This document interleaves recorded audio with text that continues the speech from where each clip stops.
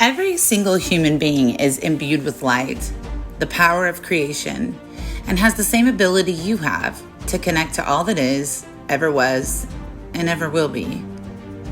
Let me say that again.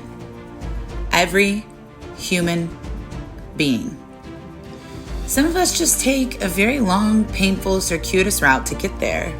Some of us will not arrive there in this lifetime. Some of us are buried too deep to even see the light breaking through the dirt we're under. If you've been the target of gossip, bullying, lies, and so forth, it can feel like the whole world's against you. But one person who is in touch with their own spirit and the power of the universe cannot be struck down by 1,000 who are not. And nobody who's in contact with these things can be a hater. If you're like me, you've probably wasted a lot of time being angry, justified, righteous anger, and helping people understand the way you feel. It's so funny how that always happens when I'm trying to say something that's really important to me. It's like the universe letting me know I'm on the right track. But back to haters. It isn't you they're hating, it's themselves. I suggest that you must be very shiny, beautiful, talented, and incredibly important, or they wouldn't talk about you or try to hurt you. And I have a radical proposal for how to address any smear campaign you're the target of. Do not struggle. Do not fight back. Do not argue, nor attempt to set the record straight. Because in the universe's eyes, the record's already straight. It's clear. Don't give him a single moment of your time. Don't give them yourself. Not by reliving what happened or discussing it or thinking about it obsessively or even acknowledging it at all. Appreciate the God inside those people, and there is God in every single one of them, for lack of a better word. Even if the spark is very difficult to see, very dim, or buried very deeply beneath bad behavior. Be grateful for every single human who has ever been unkind to you or made things harder. What? Yes, I mean that. Be thankful they exist. Then build a bridge, get over it, and decide to move on. Sound harsh?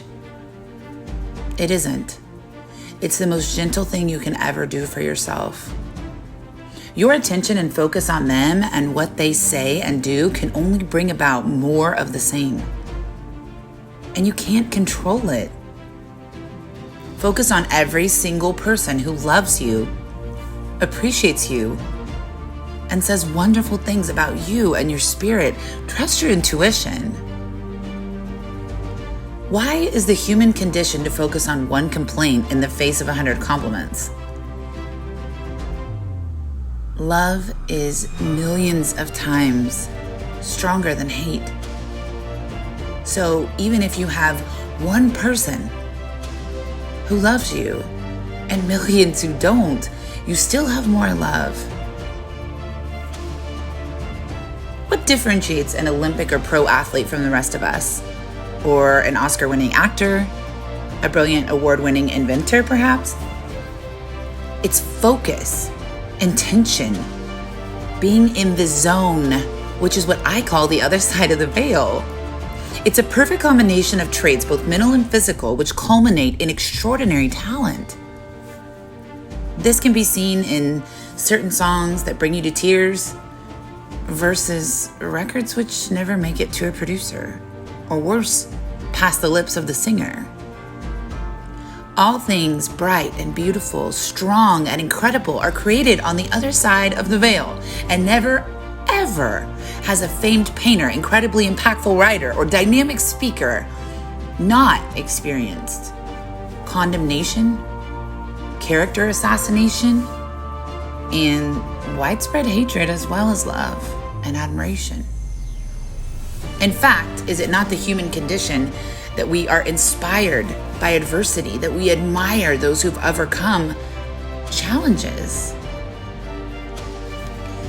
It's a requirement of the universe for balance that as much love as you receive, so too will obstacles in the form of human ire be placed in front of you. Your experience is 100% determined solely by that which you focus on. It's like if you were in a mansion, surrounded by a buffet of delicious food, watching the powerful ocean crash against its shores with a really beautiful companion and a happy, content family surrounding you safely, yet sat there complaining because it was a rainy day. Focusing on haters, if you will bring more attention from them and others like them. The rain on the windows of your castle can't change its contents unless you throw open all the doors and windows and let it in your mind and reality, and then you've got a flood, and then you've got everything ruined. If you don't think about what they are saying and doing, then it literally doesn't exist. This would then stand to reason that human beings who are consumed with inflicting pain on others are themselves in incredible pain. What they do to you or say about you can only make you stronger. I'm not suggesting that it's not okay to be hurt or sad or mad. We're meant to feel those things. And I'm definitely not suggesting that you remain in unhealthy situations. What I am recommending is that you turn all of your attention off of what anyone thinks or says about you, positive or negative, completely. I'm also suggesting that if you're burdened by guilt or shame, if your own behavior has been less than desirable in the past, that's a good thing. It means your conscience is present and shines forth. Be glad for this. Without it, you'd not have a care in the world regarding your effect on people. Those who hurt you often suffer from this. But it is imperative to let it go. It's okay to go there. Just don't stay too long. You can't get onto the right frequency when you're bogged down in yesterday. Yesterday is gone forever. Does that mean we don't make things right if we've harmed or wronged other people? Of course not. Of course we try to make things right. But more on that later. Can you arrive in a place where you feel compassion for how much misery someone must be in to talk about and lie about and attempt to destruct the life of another? Because don't we all know that when we're happy, fulfilled, and rocketing forward in love and our life's purpose, there's no time for judgment, gossip, and the like? Can you not walk out of a room and say, I won't participate in this? Or better yet, just walk out of the room. Or even better than that, learn to recognize what those rooms look like and steer clear. Only unhappy people have the time and energy to gossip and lie and hurt others. Happy people are busy doing the things that make them happy. Busy surrounding themselves with other happy people. Busy creating, enjoying, laughing, and basking in how incredible life is. Can you move yourself along the scale of anger, reactivity, and so forth towards turning your awareness to literally anything else that brings you peace? Can you break your pattern? Can you use the fuel of pain that their words and deeds cause to burn a fire in the direction of what you do want? To light a match that can ignite everything else? Can you ponder just for a brief moment how horrific it must be for them to feel trapped in that existence of pettiness, of small-mindedness? How blind they must be to the expansiveness that is this universe when all they can do is try to hurt you or anyone else? Then can you totally and completely shift what you think about each and every time to anything, literally anything that keeps you happy instead? Can you attempt to go from anger at the injustice of it to compassion? Not pity, but compassion, and there is a difference. Your emotions determine your reality. Your thoughts create your experiences. Why give an instant of you to what is not of and for you? Can you love them? The God part of them, even if it's small or hard to see, no matter how horrific their deeds, and see how far things must have gone awry for them to behave in such a way? How sad it is that they can't dream large, or worse, can't achieve those dreams and thus are stuck trying to get in the way of the happiness of others, yourself included? I propose this. The more haters you have, or the more vicious the hate you receive, the closer you are to knowing your true self, bringing forth your real purpose, and experiencing the extraordinary fulfillment you desire. If someone's goal is to hurt you, keeping them foremost in your mind and words and deeds is the surest way to help them achieve that end, that they aren't hating you at all. I propose that they're hating themselves. Don't get stuck in that undertow of negativity. Hold fast. Stay your course.